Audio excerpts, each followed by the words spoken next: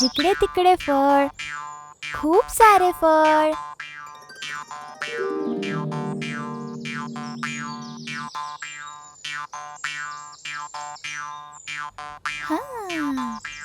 अरे वा, हे फळं खाण्यात किती मजा येईल ना. हे सगळे फळं पाहून तर माझ्या तोंडात पाणीच सुटलंय. खारुताई, तू तर नशीबवानच आहेस ना. कितके सुंदर फळं तुला खायला मिळतात. किती चविष्ट असतील ना ते. ए खारुताई, थोडे फळं मला इकडे खाली देशील का? हे सगळे फळं ससा नाही खाऊ शकत. हाच जंगलाचा कायदा आहे. तू फक्त इतकं बघ की जंगलात कुठे गाजर मिळतंय का. अरे खारुताई, एकही फळ तू मला दिलं नाहीस ना. मला मिळेलच ग फळ, पण आता तू मागितल्यावर मी नाही देणार तुला.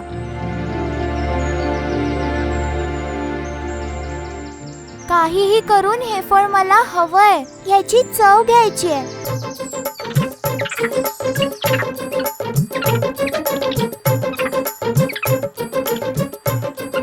बंदर दादा, मला पण थोडे फळ देशील का?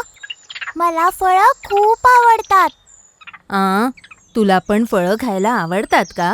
चांगली गोष्ट आहे. पण मग तू स्वतःच झाडावर चढ आणि मग फळ खा. अरे शश्या दादा, तू तर खूप तंदुरुस्त आहे ना. मग कशाला मागतोय? झाडावर चढून तोडून खाऊन घे. चांगला धावणारा आहेस ना, मग धावूनच चढून बघ ना झाडावर. सगळे फळं खातात, फक्त मीच फळं नाही खाऊ शकत. मागितल्यावर कोणी मला देत पण नाही. मला झाडावरची फळं खायचीच आहेत, नाहीतर आता लालसामुळे मरूनच जाईन.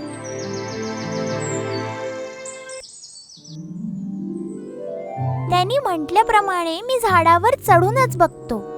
वरती पोचून फळं खाऊ शकेन ना.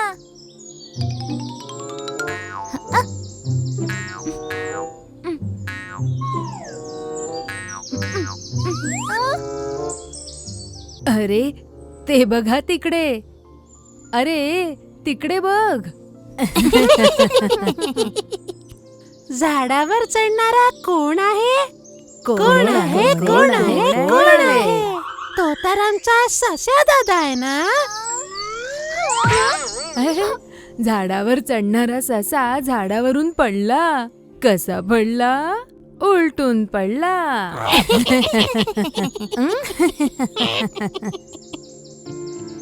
अरे ते बंदर तर मला चिडवतात. पडल्यावर चिडवणं. फळ मिळवण्याचे सगळे रस्ते बंद झाले. आता काय करू मी? सस्याला काहीही करून झाडावरून फळ खायची इच्छा होती. त्याची इच्छा पूर्ण न झाल्यामुळे तो खूप उदास होता. तो निराश होऊन जंगलाच्या एका खडकावर दुःखी होऊन बसला होता. बऱ्याच वेळाने त्या रस्त्यावरून एक संन्यासी आले.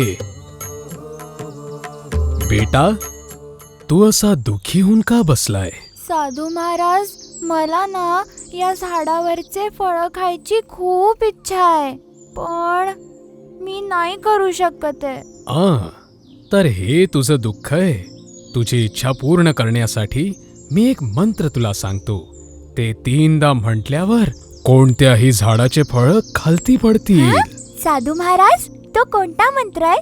दम दमादम, दम दमादम, दम दमादम खाली ये, असं 3दा म्हणायचंय. हे झाडाच्या खालती उभं राहूनच म्हणशील. साधू महाराज, मी तुमचे कसे आभार मानू? मंगलम भवंतु. दम दमादम, दम दमादम, दम दमादम खालती ये. दम दमादम, दम दमादम, दम दमादम खालती ये.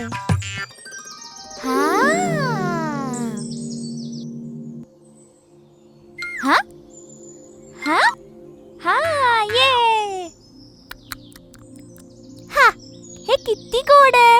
मस्तच. मी किती नशीबवान आहे की मला एवढे गोड फळं खायला मिळतात आहेत. खूप नशीबवान. आता त्या झाडावरचे काही फळं खाईल.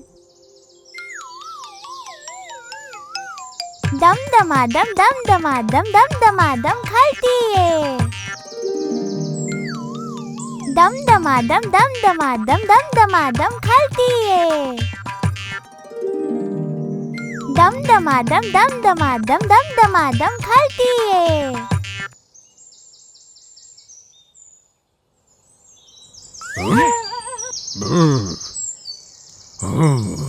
झाडावरून मला खालती कोणी पाडलंय? तो तू आहे का, बदमाश ससा? तूच मला खालती पाडलास ना. तुला मी आता नाही सोडणार. बापरे, मला नको मारू. मी सगळं सांगतो तुला. काय झालं होतं लवकर सांग. लवकर, नाही तर मी तुला. मी एका साधू महाराजांनी सांगितलेला मंत्र म्हणून फळं पाडले होते आणि त्याबरोबर झाडावर बसलेला तू सुद्धा खाली पडला. मी तुला नाही पाडलं. संन्यासीने तुला एक मंत्र सांगितला? मग तर तो मंत्र मलाही ऐकवू, नाही तर मी तुला संपवून मला टाकेन. नको मारूस. ऐक, मी तुला तो मंत्र आत्ता सांगतो.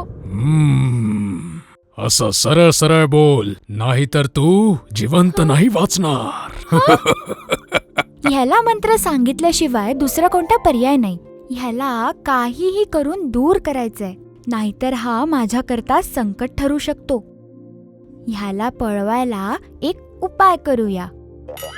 मी तुला माझा मंत्र सांगून देतो, पण मी जे झाड सांगेल त्याच झाडाखाली उभं राहून मंत्र म्हटल्यावर तू फळं पाडू शकशील. ठीक आहे, ते सगळं मान्य आहे. तू मला मंत्र ऐकव. ठीक आहे, मग तू तयार आहेस? कानांनी नीट ऐकू शकतो ना?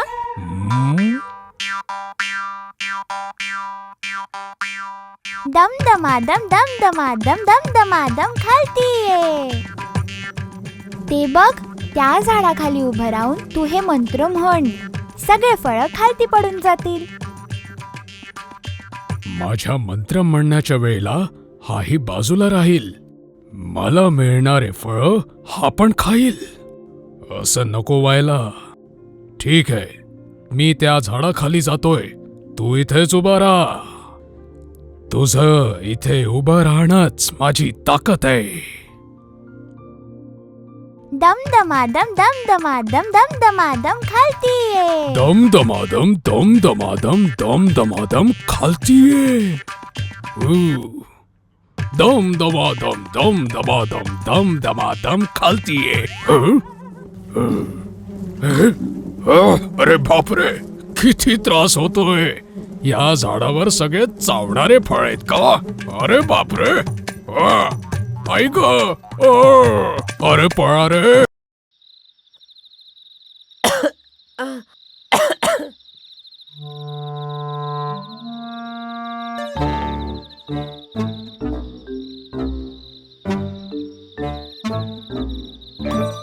हॅलो जुनू, काय झालं तुला? तू आज असा अशक्त का दिसतोयस? मी काय सांगू, मी खूप दुःखी आहे. अरे, तुझ्या आवाजाला काय झालं? हीच तर अडचण आहे माझ्या मित्रा. मी जोरात भुंकू शकत नाहीये. हो, असं वाटतंय की तू आजारी पडलायस.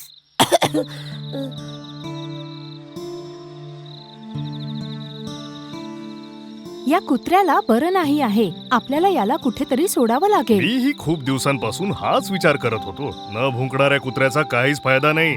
तर विचार काय करताय? त्याला खाऊ तर नाही घालावं लागणार. ठीक आहे, उद्या सकाळपर्यंत वाट पाहू. आणि ही मांजर, ही कुठून आली? हिला हाकला इथून. पण उद्या काहीही करून याला आपल्याला बाहेर सोडावंच लागेल. अरे, तू अजिबात काळजी करू नको. आपण कुठला तरी मार्ग नक्की शोधू. ये तू माझ्यासोबत. बरं ठीक आहे, मी येतो. आता जास्ती नको विचार करू. चल जाऊ.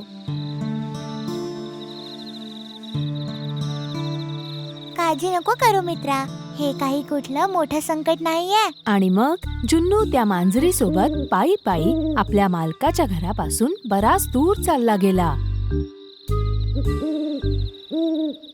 ए मित्रा, मला सांग आपण कुठे जातोय? घाबरू नको, आपण आता जंगलात चाललो आहोत डॉक्टर उल्लूंना भेटायला. काय म्हंटल? जंगल? मला भीती वाटते, मी आधी कधी जंगलात गेलो नाहीये. तू घाबरू नको, मी आहे ना तुझ्या सोबत. तू न घाबरता बिंदास चल. आणि अशा प्रकारे जुन्नू पहिल्यांदा त्या मांजरी सोबत जंगलाकडे चालला गेला आणि दुसऱ्या सकाळी दोघेही जंगलात पोहोचले. पहिल्यांदा जंगल बघण्याची उत्सुकता जुन्नूच्या चेहऱ्यावर दिसत होती. हो, वा, ही जागा तर खरंच खूप सुंदर आहे. बरोबर, हे आपल्या गावासारखं नाहीये. इथे आपल्याला पूर्ण स्वातंत्र्य आहे. ओ, तू तर इथे दररोज येत असशील मित्रा. किती नशीबवान आहे तू. मला ईर्ष्या होते. माझा आजार जणू गेला समज. मी आता बरा आहे मित्रा.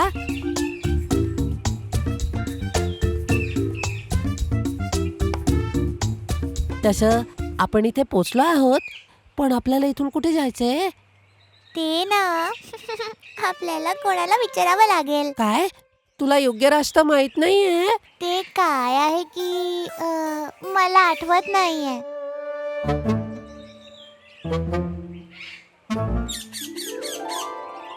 बघ, चल त्या मिठ्ठूला विचारू. ए मित्रा, तू इकडे येशील का? काय पाहिजे तुम्हाला? मित्रा, आम्ही जवळच्या गावातून आलो आहे कशासाठी? डॉक्टर घुबडाला भेटायला. घुबड डॉक्टर? बेडे कुठले, घुबड डॉक्टर आता तर गावामध्ये राहतात. लवकरच इथून निघून जा, नाहीतर ते तुमच्यासाठी धोकादायक राहील. मित्रा, तू खरं सांग, तुला माहिती होतं ना की घुबड गावातच असणार? हो, मला माहिती होतं. तर तुम्हाला इथे का आणलं? चल इथून, मी तुला सगळं काही सांगते मित्रा.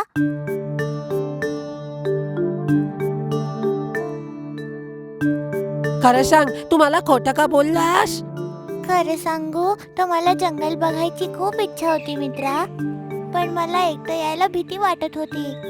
अच्छा, मग मी तुझ्या सोबत आहे, घाबरू नको. ते तर मी तर असाच डायलॉग मारला मित्रा, मला माफ कर.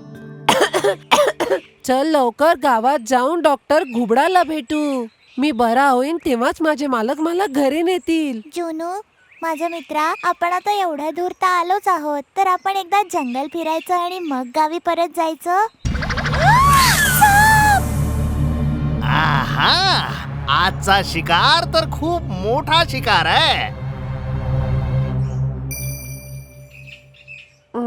तुला काय पाहिजे? मधून सरक.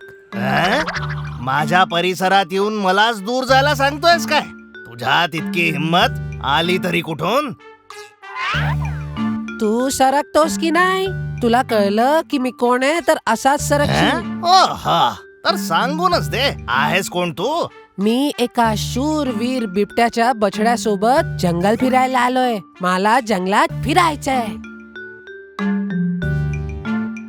याच्या म्हणण्यात दम तर आहे, आणि हा तर बिबट्यासारखाही दिसतोय. एक गोष्ट सांग, तू कुठल्या बिबट्याबद्दल बोलतो आहेस?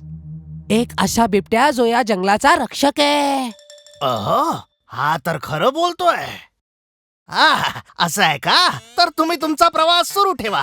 बिबट्या भावाला माझा सलाम सांगा. बघ, साप गेला. खरंच गेला ना?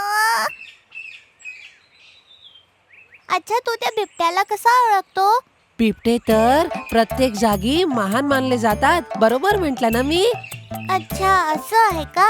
चल, आपण त्या सापापासून तर वाचलो, पण आता इथून पटकन निघू. कुठे? घरी. इथे खूप धोका आहे. आणि त्याच वेळेस एक कोल्हा आणि एक बिबट्या त्याच रस्त्यावरून जात होते. हा राजा सिंह तर खूपच अहंकारी आहे. माहितीये, पण पुढच्या वेळी मी राजा बनणार. तुम्ही राजा बनाल तरच जंगलाचा विकास होईल ना. असं वाटतंय कुणीतरी येत आहे. मित्रा, खरं सांग, तू इथे कधीच आला नव्हता ना?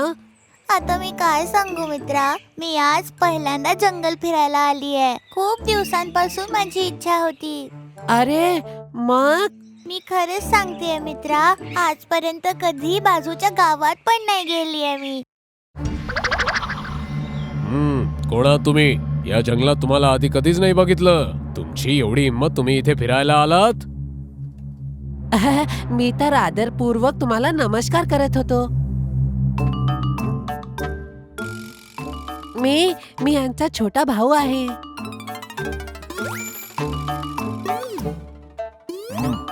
खरंच तुझा छोटा भाऊ आहे? जर तुम्ही मला विचाराल तर याचं खरं उत्तर तर माझ्याकडेही नाहीये, कारण मला स्वतःला संशय आहे.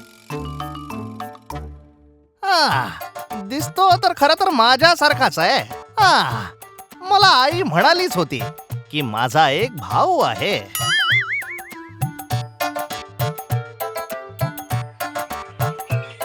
अच्छा, पण तू कोण आहेस? अरे हा तर माझा मित्र आहे, आमच्या बिबट्या राजाचा वारसदार. आज तुम्हा दोघांचं स्वागत मी पाहुण्यांसारखं करणार. माझ्या भावा, तू माझ्यासोबत घरी नाही चालणार आहेस का? येऊ, नक्की येऊ. आम्ही इतक्या दूर तुम्हालाच तर भेटायला आलो आहे. जुन्नूच्या खोट्या बोलण्यावर विश्वास ठेवून कोल्हा आणि बिबट्याने त्या दोघांना सोबत घेतलं आणि त्यांची चांगली खातिरदारी केली. जर का आपण दोघं इथेच राहिलो तर मित्रा? अरे मूर्खा, आपण तुझ्यामुळे इथे अडकलो आहे. आपलं खोटं पकडलं जाऊ शकतं. आपल्याला लवकरात लवकर इथून पळावं लागेल.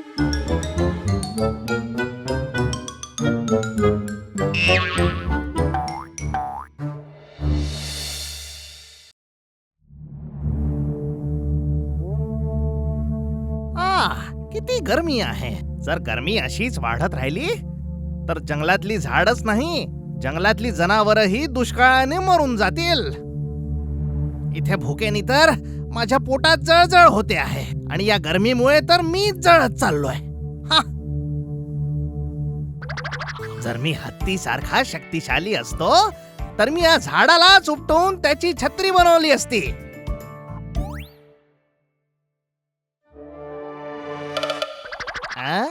तिथून काय येत आहे? एक उडणार जहाज? नाही नाही नाही, उडणाऱ्या गोष्टी तर आकाशात राहतात. जरा बघावं तर. मी नाही हरिण लपवला मी माझा छत्रीने चेहरा. तर हा हरिण तर नाहीये. काजळ लावलेली मासोळी तर मी नाहीये.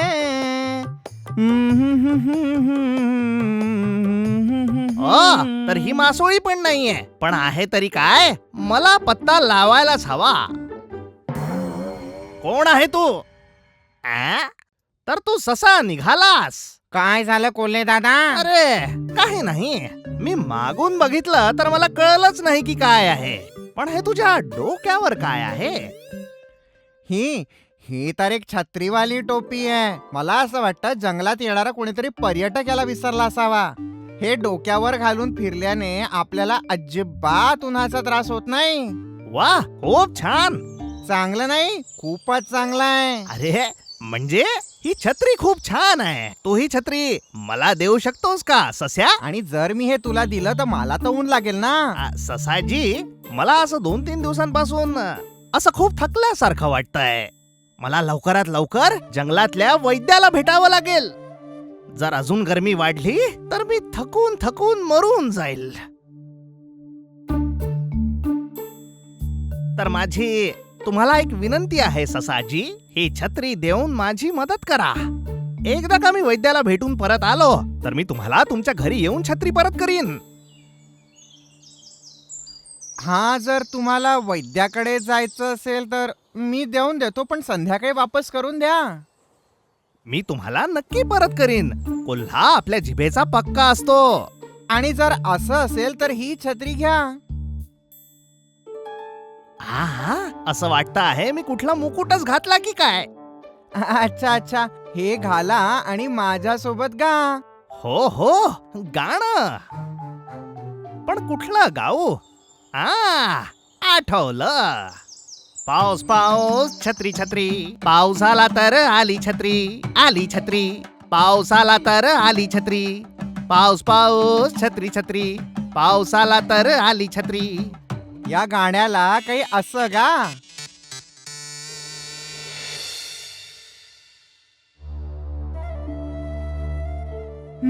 कोल्ह्याने छत्री त्याच दिवशी परत करील असं सांगून घेतली नाही का? हो हो, आता एक आठवडा झाला, कुठे आहे छत्री? जेव्हा आपल्याला कळेल की कोल्हा कुठे आहे तेव्हाच आपल्याला कळेल ना की छत्री कुठे आहे. ओह, मला उत्तर देणं बंद कर आणि लवकर त्या कोल्ह्याच्या घरी जाऊन छत्री घेऊन ये. हो ठीक आहे.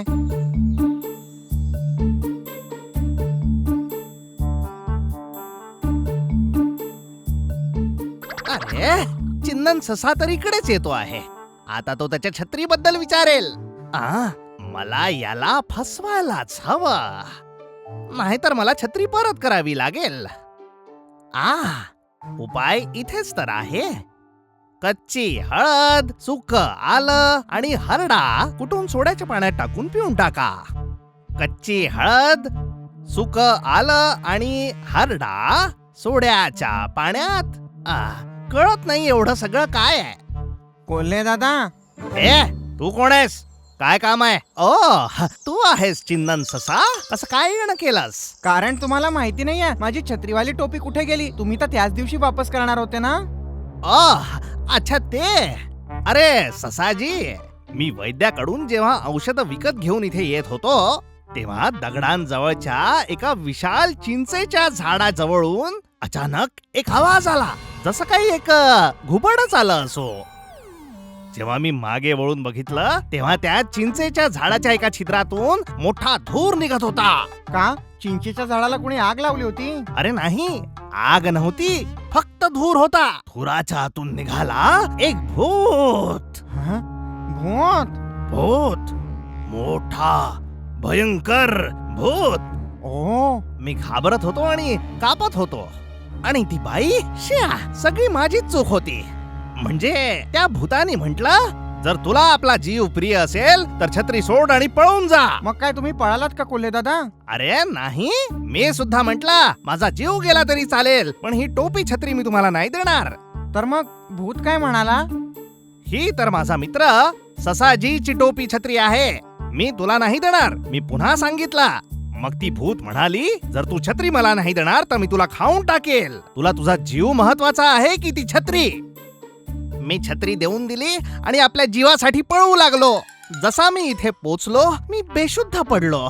जशी मला शुद्ध आली मला खूप जास्त ताप होता. आता तर 1 आठवडा झालाय पण ताप काही कमी होत नाहीये. तसं मलाच तुला येऊन भेटायचं होतं ससाजी, पण जर एवढा ताप घेऊन तुझ्याकडे आलो असतो तर मला वाटलं तुलाही ताप आला असता. देवा, माझी छत्रीवाली टोपी. मला माफ करा ससाजी, मी हे सगळं जाणून बुजून केलं नाहीये. आता मी घरी जाऊन माझ्या बायकोला काय उत्तर देऊ? मी तुम्हाला एक सल्ला देऊ? अरे काही गरज नाहीये, तुम्ही आधीच खूप काही बोललात. मी त्याला माझी छत्रीवाली टोपी द्यायलाच नको होती. पोरा, तुझा चेहरा का पडला आहे? मला वाटतं तुला कोणीतरी फसवलं आहे. सांग मला, कोण आहे तो? अरे सांग तर. माझ्या प्रिय अस्वल दादा, माझ्याकडे एक छत्रीवाली टोपी होती जी मी कोल्हे दादाला दिली होती आणि तो मला लगेच वापस सुद्धा करणार होता, पण त्यांनी मला वापस केलीच नाही. ते सांगत होते की त्या चिंचेच्या झाडाच्या मागे कोणीतरी एक भूत होता आणि त्याने ती टोपी हिसकून घेतली. मोठ्या चिंचेच्या झाडावर भूत? या जंगलाचा पंडित या नात्याने मला या जंगलातले सगळे भूत माहिती आहेत. त्या कोल्ह्यांनी ज्या चिंचेच्या झाडाबद्दल सांगितलं ना, तिथे कुठलाच भूत नाहीये. त्या कोल्ह्यांनी तुला फसवलंय. मला पण असं वाटलं की ते खोटं बोलतायत. ते बघ, ते काय आहे? हा, तोच कोल्हे दादा आहे ज्याने माझी टोपी चोरली आहे. बघा कसा ऐटीत चालतोय ती छत्रीवाली टोपी घालून. ससाजी, तू जा आणि त्याला विचार. तो छत्री परत करेल, नाहीतर त्याच्याकडून मी तुला आणून देईल. जा ससाजी. जर गरज पडली तर थ्रिसूरपुरम मध्ये वापरली जाणारी खास छत्री सुद्धा चोरून घेईन मी, ती पण या टोपीवाल्या छत्रीच्या शिवाय. ए खोटारड्या कोल्हे दादा, आ? माझी छत्रीवाली टोपी वापस कर. आ? तू परत आलास? हे बघ ससाजी, कदाचित तुला या कोल्हाजी बद्दल पुरेपूर माहिती नाहीये. मला माहिती आहे, खूप चांगल्याने माहिती आहे. तर सांग मला, कोण आहे मी? तू एक खोटारडा आहेस जो दिलेलं वचन विसरतो. अरे ससाजी, मी या जंगलातला भूत आहे. जर माझ्यासोबत खेळ खेळण्याचा प्रयत्न केलास तर मी तुला सरडा बनवून टाकेन. जिवंत राहायचं असेल तर पळून जा. मी माझी टोपी घेतल्याशिवाय कुठे नाही जाणार. माझी टोपी द्या. अरे चुप बस. आपल्या जादुई शक्तींनी आता मी तुला इथून उडवून टाकेन. ओम क्रीम, ओम क्रीम क्रीम, ओम क्रीम. हा, मला तर माझी टोपी मिळाली. ये टोपी मिळाली. अरे मी तुला उडवायचा प्रयत्न करत होतो, इथे तर मीच उडतोय. कुठल्या पद्धतीची जादू आहे ही? चतुर कोल्ह्या, जर मी शिजलेल्या कोंबडींना उडवू शकतो तर मी एका कच्च्या कोल्ह्याला पण उडवू शकतो. त्यासाठी मला कुठल्याच जादूची गरज नाही.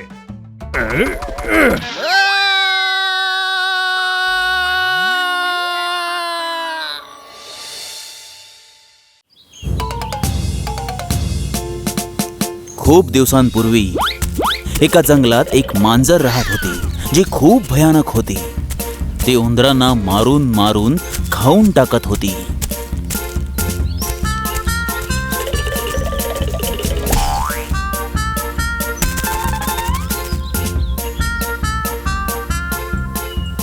अरे दादा, मला मारू नकोस.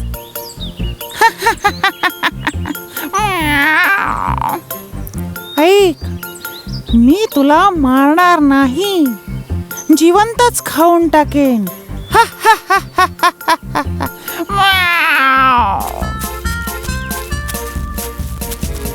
काही काळानंतर मांजर म्हातारी झाली होती. त्यामुळे तिला उंदीर पकडणं कठीण झालं होतं.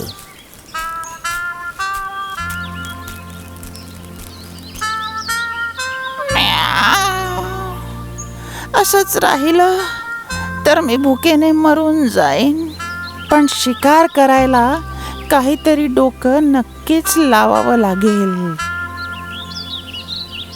हा, सुचलं, असंच करतो.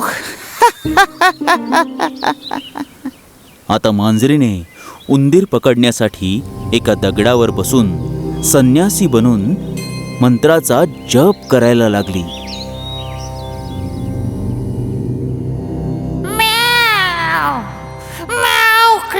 जंगलाय नमः.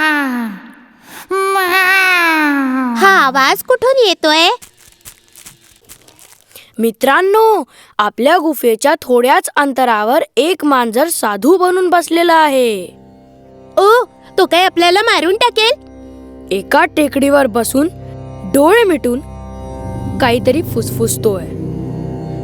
तर मग आपल्याला त्या संन्याशी मांजरीकडे लक्ष ठेवावं लागेल. तेव्हा सर्व उंदीर बिळाच्या बाहेर निघून संन्यासी बनून बसलेल्या मांजरीला बघायला गेले.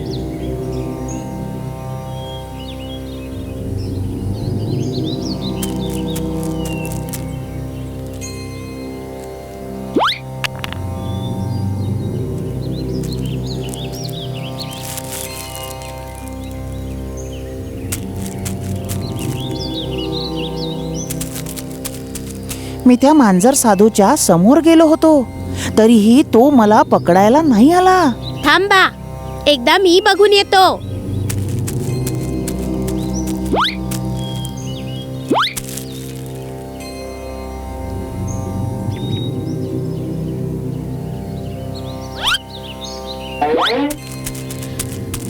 मी त्याला बघितलं आणि हात लावला, तरी पण त्याने मला काहीच नाही केलं. मला नाही वाटत की आता ती साधू मांजर आपल्यावर हल्ला करेल.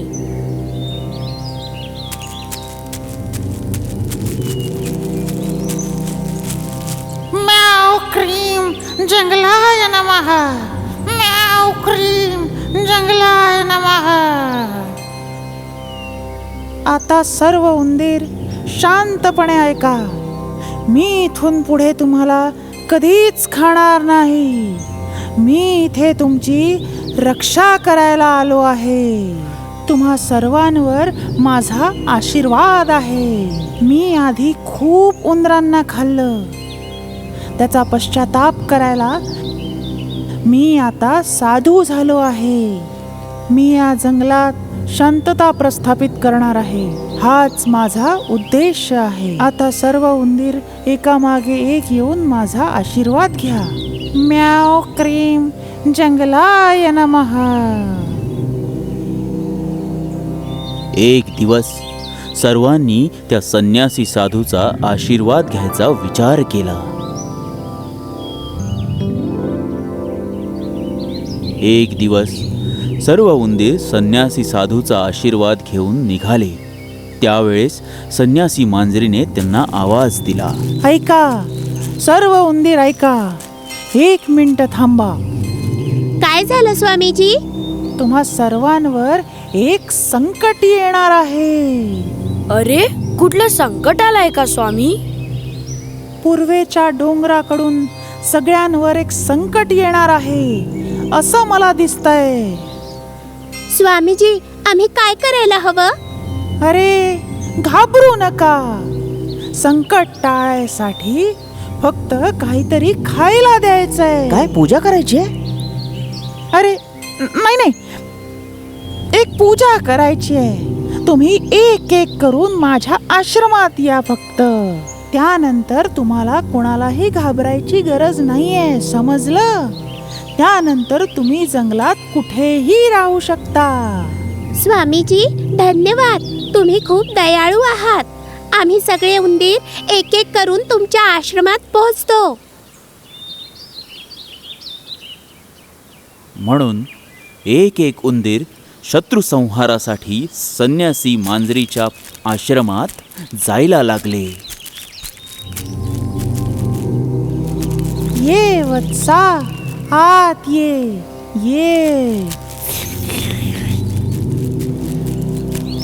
खूप वेळानंतर जेव्हा उंदीर बाहेर आला नाही तेव्हा बाकी उंदरांना शंका यायला लागली आणि ते बोलू लागले. पूजेत जाणारे उंदीर अजून वापस नाही आले. कुठे स्वामीजींनी काही केलं तर नाही? अरे वाटतं पूजा अजून संपली नसेल. तर मग स्वामीजींच्या आश्रमात आपण स्वतःच जाऊन पाहू. मग सर्व उंदीर संन्यासी मांजरीला भेटायला तिच्या आश्रमात जायला तयार झाले. म्याव क्रीम जंगलाय नमः. म्याव क्रीम जंगलाय नमः. स्वामीजी पूजेला आलेले मित्र अजून वापस का नाही आलेत? आश्रमात येणारे सर्व उंदीर शत्रूच्या संहारासाठी पूजेत लागलेले आहेत. ते लवकरच परत येऊन जातील. तुम्हाला सर्वांना घाबरायची गरज नाही. ऐका मित्रांनो, नक्की काहीतरी गडबड आहे. आपल्याला याचा शोध घ्यावा लागेल. मग त्या तिन्ही उंदरांनी मिळून संन्यासी मांजरीच्या आश्रमात बीळ बनवायला सुरुवात केली. मग ते तीनही उंदीर एक एक करून आश्रमात घुसले आणि तिथे पोहोचल्यावर त्यांनी बघितलं. अरे नाही, हे तर आपले मित्र आहेत. आमच्या सोबत मांजर साधूनी धोका केला. मांजर साधूनी आपल्या मित्रांना मारून टाकलं. आता आपल्याला त्याला अद्दल घडवावीच लागेल. संन्यासी मांजरीला धडा शिकवायला उंदरांनी एक निर्णय घेतला आणि तिला धडा शिकवायला एक योजना बनवली. दुसऱ्या दिवशी 2 उंदीर मिळून संन्यासी मांजरीच्या आश्रमात आले. स्वामीजी आम्ही आमच्या मुलांना पूजेकरता तुमच्याकडे सोपवायला आलोय. तुम्हाला या पोरांसाठी पूजा करावी लागेल स्वामीजी. माझ्या चांगल्या वेळेत तुम्ही यांनाही सोबत घेऊन इच्छिता. कोणाची वेळ? अरे माझा नाही, तुम्हा सर्वांची चांगली वेळ. माझी थोडी जीभ घसरली होती.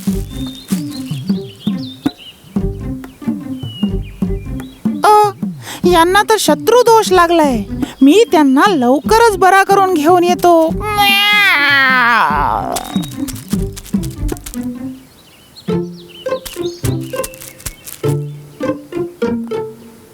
उंदराची पूजा करण्यासाठी आत गेलेली संन्यासी मांजर थोड्याच वेळात बाहेर आली. स्वामीजी, काय झालं? शत्रू दोष संपला का? पण संन्यासी मांजरीला हे माहीत नव्हतं की उंदरांनी तिला दिलेलं चिपकणारं गोंद होतं. मांजर मांजर मांजर मांजर संन्यासी मांजर, मांजर मांजर मांजर मांजर संन्यासी मांजर.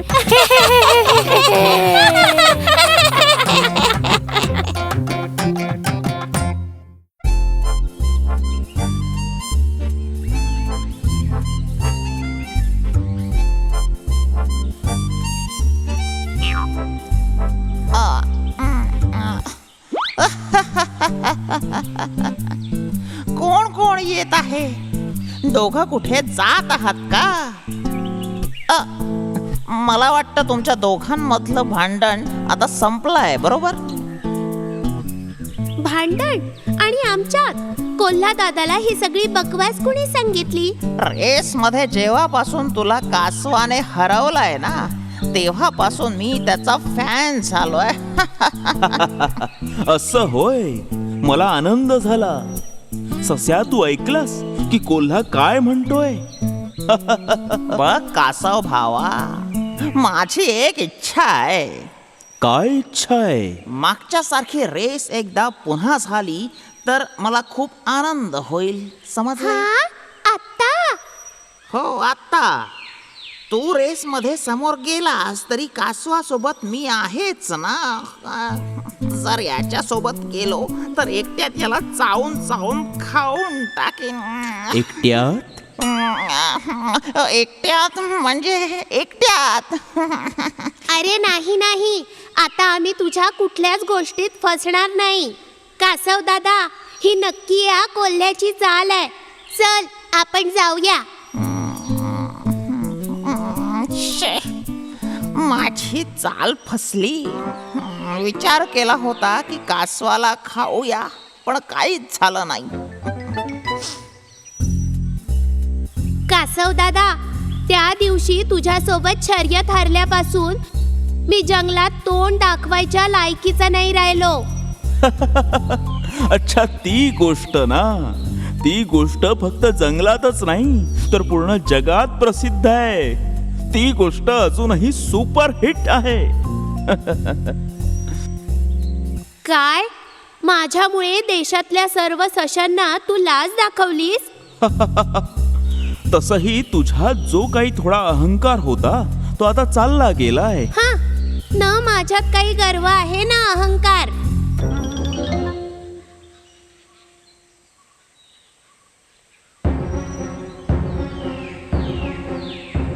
अरे बापरे, बघ, एक वाघ येतोय.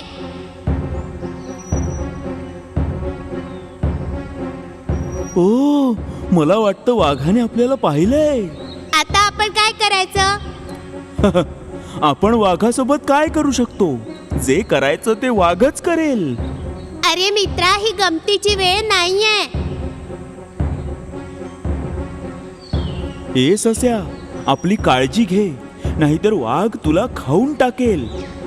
तुला मरायचं नसेल तर इथून लगेच पळून जा. आणि तू काय करशील? माझं काय, मी तर माझ्या आतच लपून जाईल. अच्छा कासव मित्रा.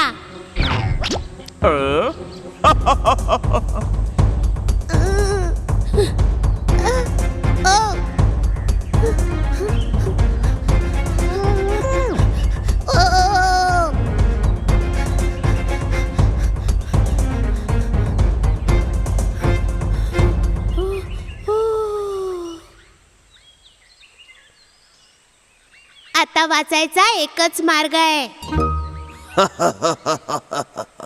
आज माझं नशीब चांगलं आहे. मला शिकार करावी लागणार नाही.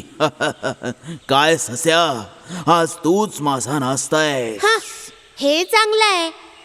मी इथे तुझ्यासाठी भेट घेऊन उभा आहे आणि तू मलाच खायचं म्हणतोय? हा? काय माझ्यासाठी भेट आणली आहेस तू?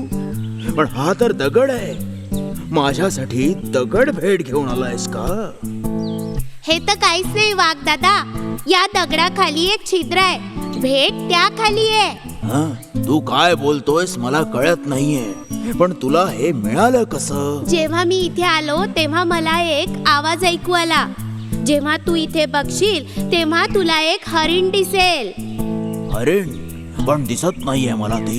मी एक दगड उचलून त्या छिद्रावर ठेवला, म्हणजे हरिण पळून जायला नको म्हणून. आणि तुझी वाट बघत इथे उभा राहिलो. हरिण खाऊन मला आता किती दिवस झाले. तू लवकर सरक आणि मला हरिण खाऊ दे. वाघ मित्रा, थांब, थोडा धीर ठेव.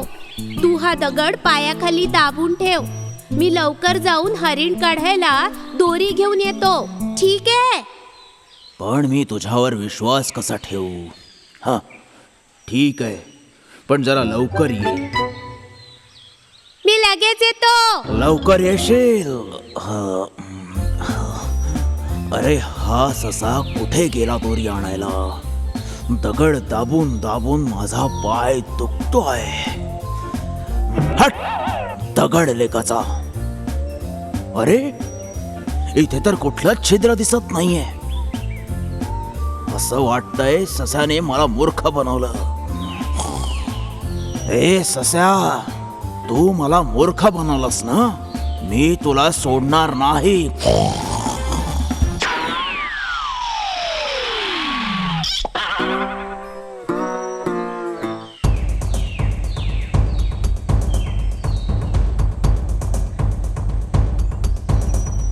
अरे माझ्या मित्रा, सरळ व्हायला माझी मदत करू शकतोस का? अजिबात करणार नाही. तू माझी मदत केली नव्हतीस ना?